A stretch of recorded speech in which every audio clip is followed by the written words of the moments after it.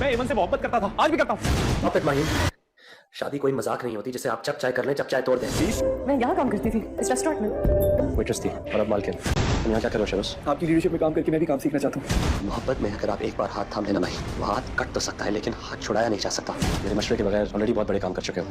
उसका कोई नुकसान नहीं होगा, उसकी पहले भी मंगनी हुई थी, उसकी शादी हो जाएगी। राहिम के बार बार पूछने पर भी ऐमन यही कह रही है कि उसे पिछला कुछ भी याद नहीं आया है। तो राहिम ऐमन को लेकर फिर होटल जाएगा और यही बताएगा कि पहले तुम यहाँ पर वेट्रेस हुआ करती थी और अब तुम यहाँ की मालकिन हो। राहिम जब अपने ऑफिस जाएगा तो वहाँ शहरोज पहले से मौजूद होगा। शहरोज को देखकर राहिम को गुस्सा आएगा तो उससे यही पूछेगा कि शहरोज तुम यहाँ पर क्या कर रहे हो। तो शहरोज यही कहेगा कि मैं आपकी लीडरशिप में काम सीखकर कामयाब होना चाहता हूँ।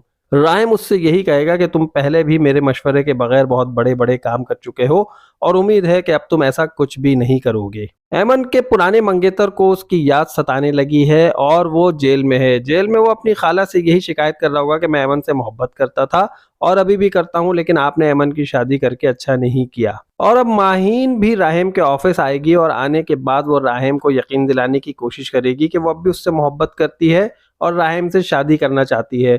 बस अब राहिम ऐमन को छोड़ दे और माहीन से शादी कर ले। लेकिन राहिम इस बात पर बहुत गुस्सा होगा और वो ऐमन का हाथ पकड़ लेगा और यही कहेगा कि जिसका हाथ एक बार पकड़ लूं तो उसका हाथ छोड़ा नहीं जाता, हाथ कट कर ही अलहदा होता है। माहीन राहिम से यही कहेगी कि अब तुम मुझसे शादी कर लो। तो राहिम उसे गुस्से में डांटेगा और यही कहेगा कि शादी कोई बच्चों का खेल नहीं कि जब चाहो कर लो और जब चाहो छोड़ दो।